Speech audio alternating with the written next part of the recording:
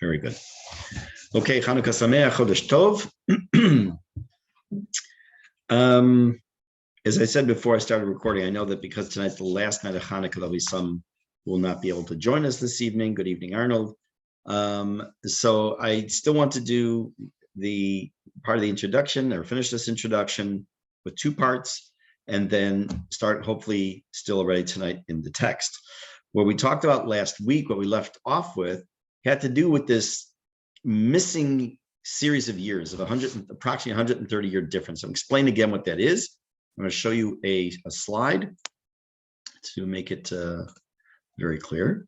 And once again, I want to thank Dr. Sliper for leading me to a book, which apparently is quoted in many places, that discusses this whole issue. Again, I don't want to spend a lot of time on this. I'll spend maybe 10 minutes altogether, although it could probably take literally hours. There are two series of countings that exist that seem to be at odds with each other. One is the Seder Olam Rabbah, which is what's referred to as the SO Chronology, which you'll find on the left-hand side, which gives a very brief period of time for the Persian dynasty, the ruler of the Persian kings. On the right-hand side, you'll see the conventional, it calls it the conventional chronology. It could be based on the Christian chronology and others. There's a much longer period of time in which the Persian kings ruled. Now, the ramifications of this, we mentioned briefly last week, I'll re-mention, but the problem is how long was this period of kings of the Persians? One of the big differences will come up is the story of Esther, of Megillat Esther. Did it take place before the building of the second Beit HaMikdash or after the building of the second Beit HaMikdash? And if it took place after the second Beit HaMikdash was built, what's its point? So we'll talk about that in a couple of minutes. But again, without going through all the machinations of all the different potential ideas of who said what I want to do is to take a look at some of the responses as to how we reconcile these two series of countings. And again, like I mentioned last week, that if this is something that you find not interesting and you really don't care about, that's fine, because it's not going to really affect how we're going to learn the book of Ezra and Nehemia. Actually, I do want to mention the one thing about the Purim story. It's interesting that Rabbi Yoel ben Nun and Rabbi Menachem Leibtag, both current teachers, magnificent teachers of Tanakh, have posited a theory that if the story of Purim took place already after the building of the second Beit HaMikdash, then in a sense they look at the story of Purim. I keep saying Purim. Yeah, it is Purim because we're on Hanukkah. The story of Purim as actually being a form of ridicule, or what can we call it? Not ridicule. Call it sarcasm about the fact that the Jews. Sorry, satire. Satire. That's the word I was looking for. Of satire. Of the Jews who had a new Beit HaMikdash. They've been pining away for it for generations, and they stayed in Chutz La'aretz. They didn't bother coming to Israel. So that's the perspective, potentially, of this difference in calculation of Rabbi Yoel ben Nun and Rabbi Leibtag about this potential. But let's talk about the traditional answers. I'm only going to list like 5 of them, I think. And this book that Dr. Sliper gave me has dozens of answers. Some are not copy, but they're similar to each other. So I distilled it down to just a few. One is Rabbi Sadia Gaon in the Maharal. And pretty much they just outright reject secular scholarship. Says no, it's not accurate what the secular world has had. And not only that, they also were trying to manipulate the numbers in order to somehow make justifications and assumptions about Jesus' second coming, and it was only to make that fit into their narrative, and we don't accept their numbers. Rav Yaakov Emden in this 18th century, whose name I mentioned in I think last week possibly, he says actually that the numbering system of the secular world contradicts an open pasuk in Sefer Daniel, and therefore we can't accept it anyways. And also in the school of just outright rejecting is the Chazon Ish of Rabbi Karelitz. It's like Chatzadik L'Kadosh Livracha.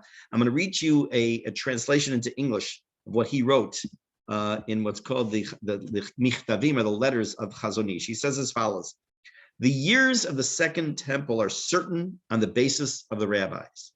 One must distance himself from thoughts that stray from this view. Praiseworthy is the one who does not read external works. Okay, so be that as it may, not dealing with his thesis in general, dealing with non-Jewish sources, is he just says no. Again, these 3 or 4 I mentioned in this first approach is we just completely outright reject the idea of the Christian sources. The second approach is pretty much the opposite. And the shocking, to me, the shocking thing is that it's the Baal HaMaor. The Baal HaMaor was in the 12th century in France. The Baal HaMaor, anything we know about I shouldn't say anything, but a large amount that we know about the concept of the molad and the moon's movements and intercalating the months, the concept of Ibur Chodesh and all, is clarified by the Baal HaMaor. He was my understanding, is one of the experts in the area. And he says, he comes to the exact opposite conclusion. He basically says that the rabbis are wrong, that the rabbinic chronology needs to be pushed aside in favor of the scholarly consensus. And that and that's what he says, which is pretty interesting. I'm going to read you the commentary. And where does he say this? He makes a commentary in Masechet Rosh Hashanah to the Rif. And he says as follows. Again, I have it translated here in English. This is what emerges from the Midrash and analyses of our rabbis. However, he was talking about the difference, how the rabbis had one counting and the rest of the world had a different one. However, the correct interpretation, according to the literal rendering, is that Cyrus, Artashasta, and Daryavesh, or Darius, were different kings. One of the things that I'm not going to get into is how do they account for the difference in these lengths of time of the Persian rulers? Is that, for example, they say that Daryavesh, Artashasta, and Koresh were all the same person, just with different names. So that meant instead of it spanning X amount of years, I'll make up a number, 55 years, 60 years, it's only X amount of years, it's much smaller. So that's his point is, and he says that the entire rule of the he says it's not possible to think that the opposite is true. Approach number 3, more of a modern approach, Rav Yaakov Meidan. He rejects the idea that the rabbis accepted a conventional count. He said that Seder Olam Rabbah, which is the counting on the left hand of the side of the screen here, was meant as historical fact, but part of a wider rabbinic worldview. What does he mean by that? He makes 2 comments. I'm going to read to you what I have here. I had to write some notes because this is not stuff I'm going to know off the top of my head. He says that, first of all, similar to Rabbeinu Sadia Gaon, the rabbis may have believed that the conventional chronology was invented by the Christians to support their thesis on how Jesus works into their timeline. And also, he says that the rabbis viewed the additional 150 years as implying it would be a break in tradition from Sinai, meaning we can't say that 150 years is right, because then that means we're missing something in our counting. And if we're missing something, that means that there's a break. And one of the foundations that we have in Yahadut, Judaism, is that there's the shalshelet, an unbroken chain from Sinai to today, and then there needs to be a break. Approach number 4, that was the idea that when it says in Seder Olam 34 years, it should say 134 years. Again, it doesn't take into account 130 year difference. It's only 100 years, but at least it gets it a little bit closer. Okay, it's an approach. I'm not giving my opinion one way or the other because I have zero ability to comment on who's right or wrong. Number 5, the last one I'll mention is the rabbis knew the real chronology, and it really was a much longer chronology. and they purposely obscured it for some reason. Now, Rav Shimon Schwab Zatzal, who was the leader of the Jewish community in Washington Heights in New York until he passed away in 1995, he originally said this himself, that it was an intentional miscalculation, or at least the promulgation of a miscalculation, in order to obscure something important. And what's that obscuring? That has to do actually with something that's going to be connected to Parshat Shavua next week, not this week. We know that if you look in the Sefer Torah, when you go from one parsha to the next parsha, or Parshat Shavua, there's either a space called a Parsha Ptucha, it's open to the end of the line, and it's like almost like a new paragraph, or Parsha Stuma, which means a space of 8 or 9 letters. Then the next parasha begins. Parshat Vayechi begins one letter apart from the prior parsha, and Rashi comments because that Yaakov Avinu wanted lekalot et haketz. He wanted to reveal the end of days, and Hashem closed his eyes in quotes, meaning he took away his nevuah for a bit in order so he shouldn't be able to do that. There's been over the centuries, there's been many times when we've read that people say it's asur to try to designate when and figure out when is Mashiach going to come. So Rav Schwab originally said that this was the reason behind it. And supposedly at the end of his life, he retracted that. And he said that because it would have too much of a negative impact on certain halachic issues, again, I mentioned last week that it could be an issue of having to do with Shemitah, Yovel, which we don't have now at this point, Trumot Masrot, and what's considered a Maser Ani, or what's considered Maser Sheni, or it's all kinds of issues that come up. Bottom line is, the purpose of this piece of information is you need to be aware. Could you learn Sefer Ezra and Nehemia the way we're going to learn it without this background at all about these missing years? Yes, you could. But I think there is a clothing store. I don't know if it's still open. Cy Sims. The Cy Sims School for Business, right in New York. So Sims was a clothing store, still is as far as I know. And he had a tagline for his commercials was, because an educated consumer is our best customer. So I wanted you to be educated. I want you to be aware of this. I'm going to return the book to Dr. Sliper. I'm sure he would not mind passing it to somebody who would also find interesting to do a little bit more research. You can look online. There's a lot that's out there and written. But again, there are dozens of different possibilities here. Who's right, who's wrong? Not up to me to determine. Let's talk a little bit about Sefer Ezra and Nehemia, and then we're going to get started with the text. I refer to it as Sefer Ezra and Nehemia, not Sefer Ezra and Sefer Nehemia, because in the counting of the books of Tanakh, the 24 books of Tanakh, Ezra and Nehemia is looked at as basically 2 books kind of wrapped into one. They have similar styles. They have similar qualities, and they have some differences. We're going to learn after we finish Sefer Ezra, when we get into Nehemia, we'll start seeing some of those similarities and differences. But there are many things that we will see that point to them being one unified work as well. Now, who wrote it? Who wrote Sefer Ezra? You would think that Sefer Ezra is written by Ezra, and Sefer Nehemia is written by Nehemia. Okay, so there are opinions that say that, but the Gemara tells us that Ezra, Nehemia, and Divrei Yamim were written by the Anshe Knesset HaGedolah. In English, that's the Rabbis of the Great Assembly. You'll know one of the most important, many things that we do to this very day, whether it's Shmona Esrei and other things, have their origin, and many takanot and many things were decided by the men of the Great Assembly. Ezra was one of the original members, so to speak. Mordechai, from the story of Mordechai and Esther, was also eventually on this. It spans many years. But so the Gemara leaves, it doesn't tell us names. There are those who believe that Ezra himself and Nehemia himself wrote, if not all, at least parts of their books. Some believe that Nehemia himself did not necessarily write Nehemia, but was written by some of his scribes that either he dictated or they wrote because part of Nehemia, when we get to it, you'll see is written in first person. So not necessarily him saying it, but maybe one of his scribes is saying it of what he did say.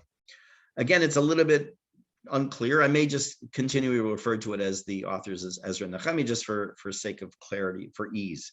Now, interestingly enough, we're not going to start the text yet, but I just want you to take a look at the first pasuk, because it'll help us understand one more piece of background.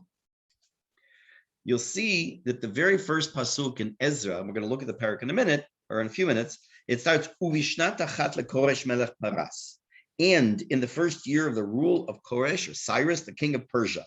So I imagine that when you were younger, you took a course in high school or in college on writing, they always told you never start a sentence with the word and. Now, when it comes to Torah, comes to Tanakh, we know that when a parsha starts with, for example, ve'ele, right? So it's lahosif, to add to like ve'ele hamishpatim, beginning of Parshat Mishpatim, which we'll read in a few weeks. It says, Rashi tells us that the vav, the and, is to add something. It means that just like things that we saw in the previous parasha were said at Har Sinai, so too what I'm about to tell you in this parasha are. So what's the and? So I said to you before that the Gemara tells us that Ezra, Nehemia, and Divrei Yamim were written by the same authors, meaning at least the Anshe Knesset HaGdolah. And if you look at the end of Sefer Divrei Yamim, which we did when we finished Sefer Melachim, you'll see that it's virtually the last couple psukim the same. So that Ezra picks up at the end of Divrei Hayamim, picks up from there. That's the and. So it's another connection between them. Divrei Hayamim ends with this very upbeat pasuk. And it gives hope, it gives a lot of hope. And that's where this Sefer Ezra begins, with this this business of hope. Now, this first, the book of Ezra, we're going to look at just as the book as a whole, breaks down into basically 10 sections. It's only 10 prakim. And I just want to give you, and for a reason, I'll tell you in a minute, I don't think I've ever done this in Sefer Shmuel or in Sefer Melachim. Maybe I did once in Melachim, an overview of this particular book. The first chapter, the first Peric, is going to deal with Koresh and his call to Bnei Yisrael to return to Israel to rebuild the Beit HaMikdash. The second chapter is going to talk about, it's basically, as I said last week, an honor roll, is those people who actually listened. In modern times, when the history will be written about the last 20 years of Aliyah, it will be possible, probably, if you go many, many years from now, to access a list of all the names of people who made Aliyah, their family names, the history of all those people who made Aliyah. Because when you think about it, while there are thousands and thousands of people who have made Aliyah over the last 20 years, I'm specifically choosing 20 years, sadly, it's still a drop in the bucket. It's a very small percentage. Some countries have a much higher percentage or per capita of people making Aliyah. But look at France, what happened just a few years ago was a huge surge in Aliyah. But if you take North America, it's a pittance. It's truly a drop in the bucket, which is very sad. And therefore, those who do make Aliyah, and for some made Aliyah, not me, but some made Aliyah in some very difficult circumstances and very difficult time in the history of Medinat Yisrael, even more so to be considered somewhat of a hero. So these people, this, I think, 10,000 plus that we'll be mentioning in the second chapter, it's an honor roll of those who made Aliyah. Then we'll be seeing the construction of the Mizbeach for the Beit HaMikdash in chapter 3. Chapter 4, 5, and 6 is all kinds of a bilbul, all kinds of confusion. You're going to have a lot of, you think that anti-Semitism, we use that modern term nowadays, but there were these anti-Semitic attacks that took place back then to prevent the Jews from building the Beit HaMikdash. Say like this expression, Shalom Yisrael. Okay, Koresh, Cyrus gives the permission. Boom, you get to go back to Israel, build the Beit HaMikdash. And what happens? Well, some of the Jews themselves are lazy. We will see that, even the ones who make Aliyah. And then we have the equivalent of the whatever. I'm not saying equivalent, but we have people who are the anti-Semites who try to prevent it. And finally, the Beit HaMikdash is rebuilt. And then in Perek Zion, 7th Perek, we have a prayer, a tefillah by Ezra himself about the Beit HaMikdash. And 8, Ezra makes Aliyah. And 9 and 10, Ezra has to deal with a major, major problem among the Jewish people. History repeats itself. And the problem he has to deal with in chapters 9 and 10 is this terrific, tremendous plague of intermarriage by Am Yisrael, that to get rid of their foreign wives we think that nowadays, United States, I'm going to specifically choose the United States, where in some cities, intermarriage rate is over 70% in some cities. In not all, but in the average, it's over 50% in the United States. That it's a new problem. It's not a new problem at all. It goes back to literally to biblical times, and that was one of the main issues that Ezra had to face. Now, I kind of went through that kind of quickly, but there's something more or less, I would say, shocking about this whole summary, and that is chapters 1, 2, 3, 4, 5, and 6 don't even mention Ezra's name. He doesn't show up until chapter 7, until Perek Zion. We don't even see Ezra appear. And there's a reason for that, because not only do we not see Ezra appear, who is really the driving force of the return of what we call Shivat Zion, the return to Zion, the return back to Israel after the Galut, a non-Jewish king, Cyrus, Koresh. And he has a specific role. He's known as Koresh Melech, the king of Paras, of Persia. And we see, in a sense, that the Jewish leadership is starting to take a back seat. We also have to put one more thing in perspective, and we're going to start the Peric. And that is that we know that there are 3 Nevi'im who give prophecy at this time, Zechariah, Haggai, and Malachi. And the Gemara tells us the Malachi is Sof Nevuah. The Malachi was the last prophet. And that's into this time, a little bit into the time of the second Beit HaMikdash. So right now we have to take into consideration that we are now on the waning years of Nevuah, of prophecy. And therefore there has to be other ways Hashem is getting his message to Am Yisrael. And we're going to see, and it's going to be something we're going to discuss and see if it's possible, yes or no, whether or not Koresh himself had some form of Nevuah. We're going to talk about that. So what I'd like to do is to start learning the Perek Aleph. And what we've done in the past, we've gone back and forth, where we have read through the entire Perek and then gone back and start to take it apart. And I'd like to do that. It's a very short Perek. It's only, I think, 11 psukim. Let me see.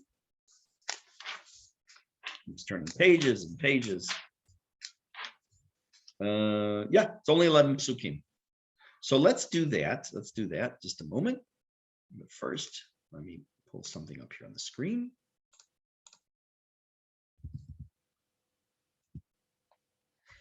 Oops. Where is, oh, I have it. I know, it's on my phone. Sorry, one sec.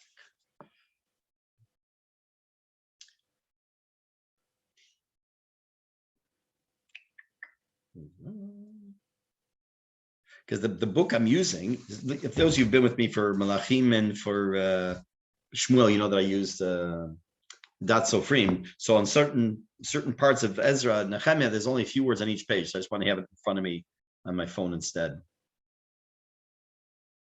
As soon as it comes to life here.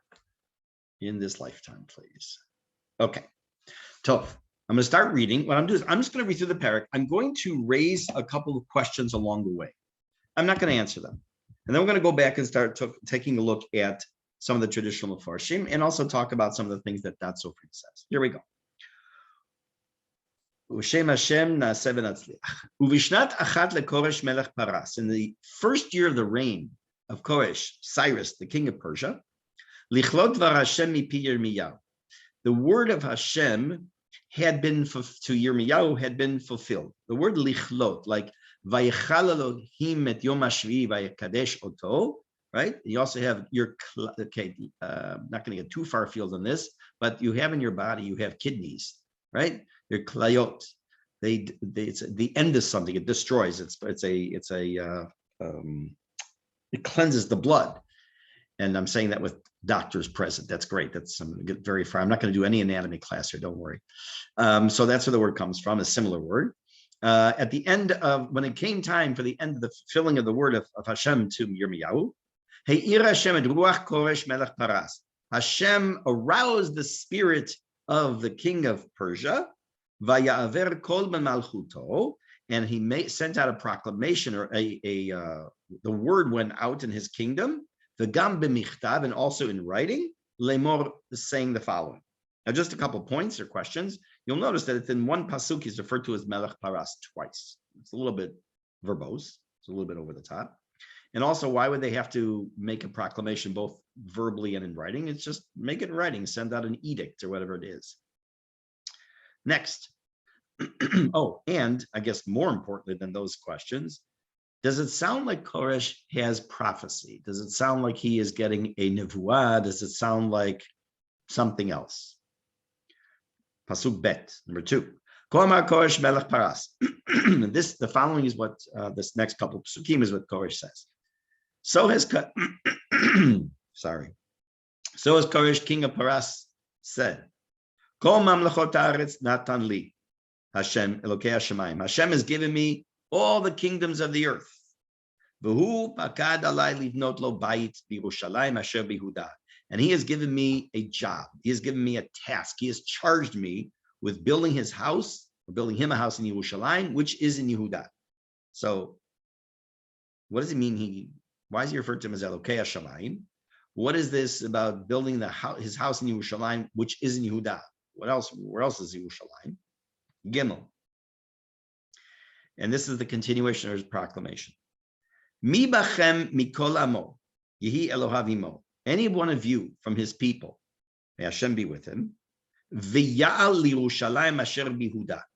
He should go to Yerushalayim, which is in Judea, in Yehuda. V'yiven et Beit Hashem Elokei Yisrael. He should build the house of God. Hu ha'Elokim asher b'Yerushalayim. He is the God that is in Yerushalayim. Again, very repetitive, but I do want to point out something.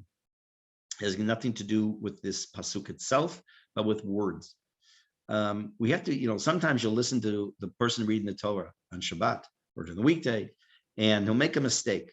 And there are people who wake up every day just itching to find the Balkari make a mistake, and so you can correct them, and that's their Oneg Shabbat. But sometimes it's a very warranted correction.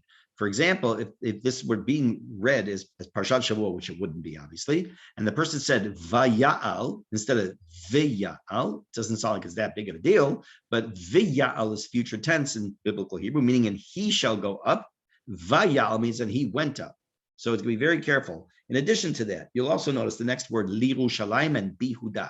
Under the Yud, sorry, I'd like to digress sometimes with a little bit of these dikduk issues because it's important to know. At least I think it is.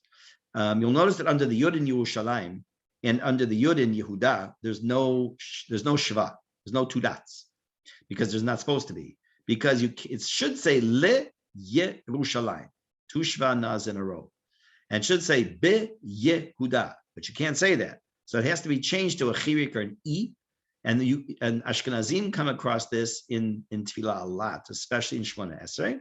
Not so much by Sfaradim, but it is definitely by some, because the bracha in Shmona Esrei is V'lirushalayim mincha barachamim tashu. It's not V'liyerushalayim. You can't say that in Hebrew. It's V'lirushalayim. Okay, enough of the dikduk lesson. Let's move on. So what does he do? He said, those of you who are of his people should in fact go to Yerushalayim, which is in Yehuda. Well, he doesn't say this pasuk, it's in Yehuda. He does, first half, and build a house for the God who is in Jerusalem.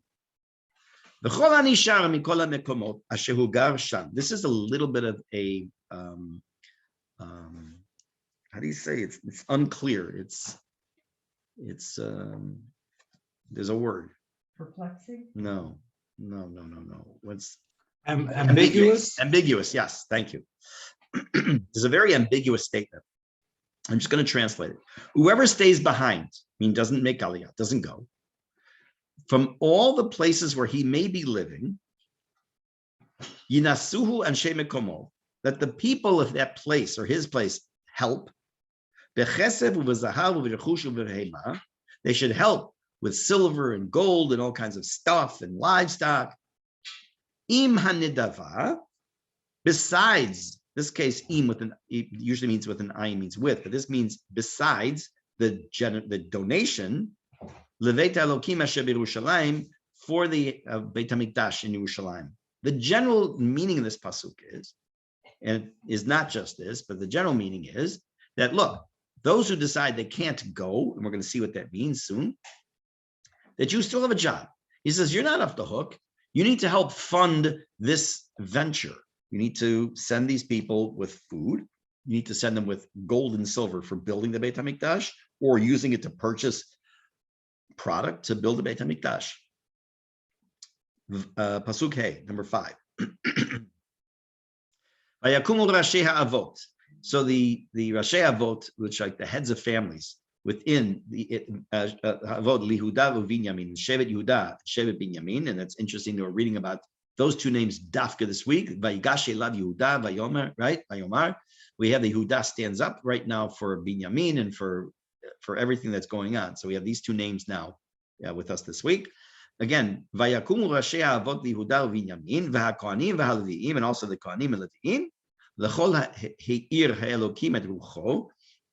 all those who had been awoken, aroused by God, by His Spirit, la'alot livnot et Beit Hashem asher Yerushalayim, to go get ready to go and build the Beit HaMikdash for Hashem in Yerushalayim. So there were some people. Here it just seems to indicate, on the surface, it seems to indicate only people from Shevet Yehuda, Shevet Binyamin, and Shevet Levi. We'll see and then when we get to the next chapter, we'll see how that works out. Pasuk Vav. And all the neighbors would support them. Who are these neighbors? So a little spoiler alert, according to some, it's the non-Jewish, not just the non-Jewish nations, but it's even those who are Ovdei Avodah Zarah, even the idolatrous nations. Remember, this is Koresh making this determination. This is his kingdom, his empire, upon which he's making this statement. That all those neighboring people will also support them with gold and silver and all kinds of items and animals and precious objects. Besides all the free will offerings. What's this keep this free will offering? So again, I want to, instead of just leaving that question hanging, I want to mention what it means. He's making like three proclamations. Number one, you got Jews who can go to Israel, go build the Beit HaMikdash. That's number one. Number two, there are those Jews who can't go. Why? We'll see. There's Yeshu Darshim L'Shevach, Yeshu Darshim L'Gnai. There's some who say for the praise of the Jews and some say it's the negative of the Jews. But for whatever reason, they can't go. So what are they supposed to do? They're supposed to help their fellow Jews who are going to be making aliyah, to support them, to pay for their way, to help them buy things for the Beit HaMikdash and also bring utensils to the Beit HaMikdash.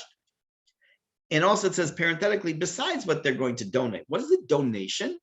Because it was expected by Koresh, of his people, of the Jews, and by the non-Jews, that not only are they going to fund the traveling, not only are they going to fund the building of the Beit HaMikdash, but they also would send things along, whether it was animals or money, that would be used for themselves as themselves to be brought on their behalf to the Beit HaMikdash.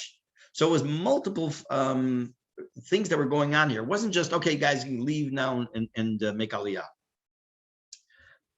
Pasuk Zayin. Koresh himself did something. If you remember, at the end of Sefer Melachim, when we were learning it, that Nebuchadnezzar had come and taken all the utensils of the Beit HaMikdash. I shouldn't say all, because one of the questions we had was, did he take the Aron? It didn't appear that he did. So leaving that, I'm not going to get into that now. V'melech Koresh hotzi et klei Beit Hashem. King Koresh took out the utensils of the original Beit HaMikdash, asher hotzi Nebuchadnezzar miYerushalayim, that Nebuchadnezzar had raided and taken from Yerushalayim and brought to Bavel, which now is under Persian rule. Remember that. This is after the Persians have conquered Babylonia. Persians are running the country now, or the kingdom, the empire. So he takes these utensils, Vayitznei b'Beit Elohav, the ones that Nebuchadnezzar had taken. This is not Elohav, it's Elohav, it's his God, meaning that Nebuchadnezzar had taken to put in the house of his lowercase g God, to have, that's what Nebuchadnezzar had taken him for. Now, interestingly enough, you notice that it says that Koresh took them out, right? In Pasuk Zayin. Melech Koresh hotzi et klei Beit Hashem. Look at Pasuk Chet. Vayotziem Koresh melech Paras. He says it again. 2 psukim in a row that he took these out. Why? So he said, we'll get back to that. Vayotziem Koresh melech Paras ayad mitzvah daf hagizbar. what he did was he gave these utensils, he released them through the office of an individual. His name is Mitradat, who was the treasurer. Vayisperem l'shesh batzar hanasi lihuda. Now, this is the first name of someone, Jewish leader, that we're meeting so far. Got all the way to Pasuk Chet. All we hear from is Koresh, the non-Jewish king. And now he releases all this inventory and was then inventoried, which we're going to see in a moment, into the hands of a man named Shesh Batzar, who was the Nasi of the tribe of Yehuda. Ve'ele misparam, and this is the inventory. This is the following list of what was taken out to be given, to be brought to Israel. Argetale zahav shloshim.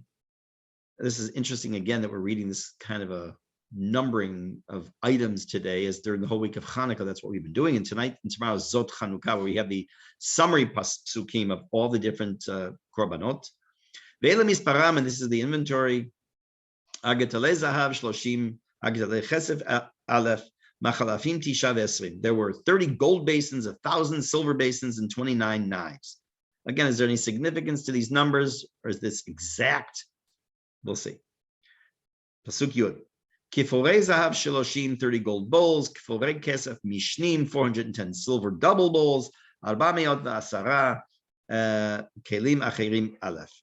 And 1,000 other vessels. Oh, I should have said 410 silver bowls. I didn't read it together. And the last pasuk of the Perek says, Kol kelim lazahav ala kesef, altogether the amount of gold and silver utensils, 5,400. Hakol he'ela shesh batzar im he'alot hagola mi Bavel liYerushalayim. All of these items were then taken back from the exile from Bavel to Jerusalem. Okay, that's the chapter. It's short, but it has a lot we have to look at. I'm going to do a screen share and look at a few slides. I forgot to, I'm just going to mention this to you. This is what is known as the Cyrus cylinder. The Cyrus cylinder is on, I have it here where it's the museum it's in the British Museum.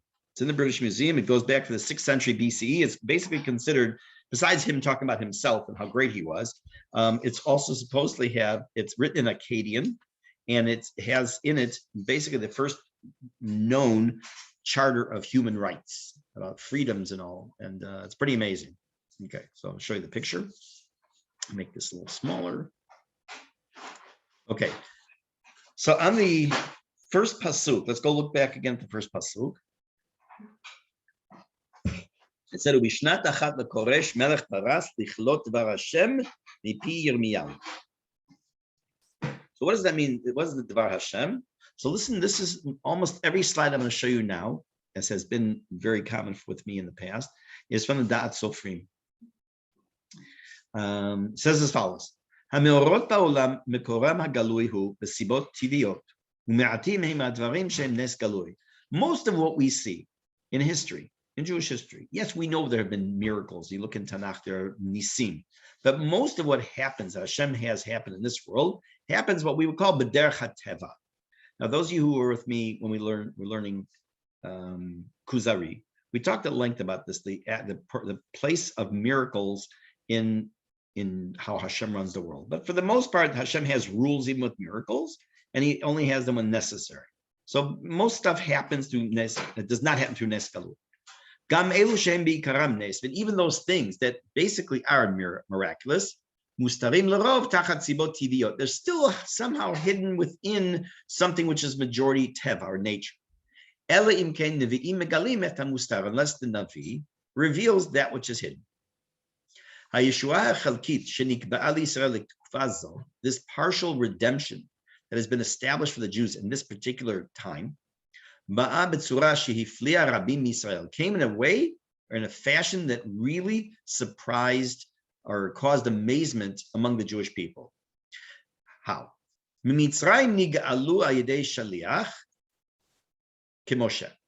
How did the Jews get out of Egypt? We know that first Hashem sent Moshe and Aaron. They were the Nevi'im, and Moshe led them out of Egypt.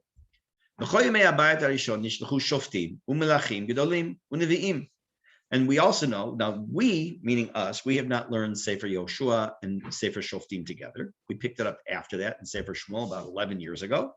But we know that Sefer Yoshua and Shoftim and Shmuel and Melachim are filled with the Shoftim. Then came the time of the Melachim, and we have the Nevi'im throughout. Now, and after this time period of suffering and much destruction, which is informing us of this partial reestablishment. Where did the, we say, Shira Ma'alot, from whence cometh my salvation? That's a really nice Old English way of saying it. And who's the one who's announcing the salvation of the Jews after all this period? It's not a Navi. It's not a Shofet. It's not a Melech. It's a Melech that's an Oved Elilim. It's a worshiper of idolatry. Hilkach Hudgash. Ki af al pi ke. It's therefore stressed that even so, Kol ze ira bigla dvar Hashem. This all happened because of the word of Hashem. Barur umufurash. Ne'amar bitui miuchad al nevuah zo mipi Yirmiyah. If you look again at the pasuk, it says u'bishnat achat lekoresh melech parash lichlot dvar Hashem mipi Yirmiyah. Piv haya, back on the screen, bif haya ach machshir bidei Hashem. The mouth of the Navi was just an instrument of Hashem. Lodia al me'ora shenitkayem bi'ito af shatzura sheba nitkayem hayta tamua ktsat. So it's telling us something really amazing. And we have to also put this into our time period. Who gave the permission? Who enabled the rebuilding of Beit HaMikdash?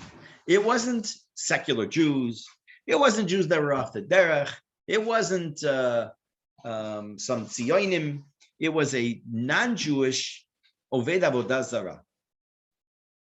Now imagine for a moment, you have people, and by the way, we're going to see that there were people like this in that time period said, whoa, you want us to build Beit HaMikdash? God, no problem. We're going to wait till they get a real sign. We're going to wait till the religious Jews are the ones that have we have a Navi telling us to do this kind of thing, or we have somebody who's our people, who's more from us. We can't rely on someone like that. We have a lot of the similarities, which we're going to discuss not tonight, but at a later date, where we see that things that happened then, people staying in Galut, not making Aliyah, people saying that what was happening was against God's will because it was happening through someone who was not Jewish, and how in the 40s and still to this day, people say, it's you relied on the secular Jews to establish a state of Israel and to rebuild the state of Israel, and it's treif and it's no good. A lot of similarities, a lot of parallels. We'll talk about that Bezrat Hashem when we finish the first couple of chapters. I just want to do a couple more lines. And we say, there were two nevuot. We saw this last week when we did an introduction. In Yirmiyahu, it says that at the end of 70 years, I will visit the king of Babylonia, which means we know that he's going to punish them. And the second one, it says, Ki lefi melot leBavel shivim shana, when in 70 years are up, efkod etchem, I will remember you. Now remember, we talked about this last week too, that efkod here means to punish, and efkod here literally in quotes means to remember. I will remember you, meaning I will deal with you and bring you back. The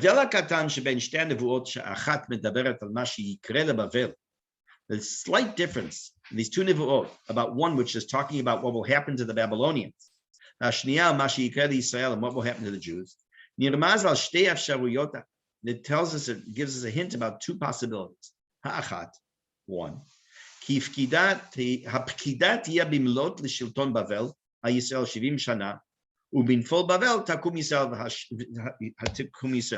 at the end of 70 years, the Babylonians will fall and the Israel will rise. The second possibility, or second nevuah. This is the second possibility. That Bavel will fall, and that Israel will not be reestablished. In other words, we talked about this last week. When did these exact 70 years begin? Are they two different sets of 70 years?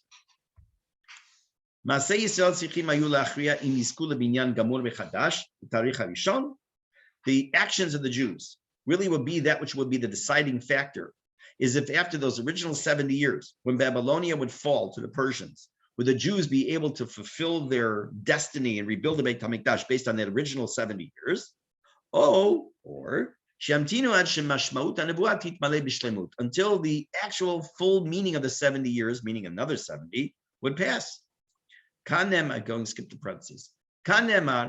Here it says, that because of certain reasons, both have been fulfilled now. In the Filata Bavlim, with the fall of Babylonia, there has been a punishment. But there were still, let's say, disturbances. So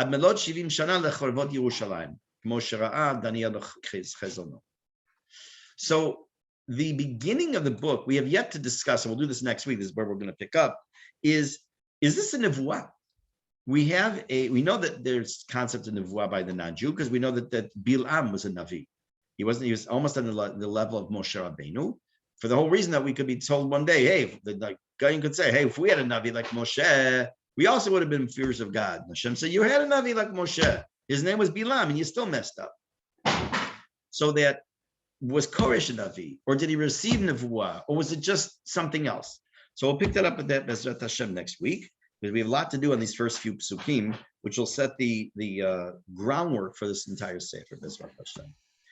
So have a wonderful rest of Hanukkah till tomorrow evening. And this is the month of Nisim. And we see not just Nisim, but Nisim, Gluyim, and Bezrat Hashem B'Karov B'Yamin.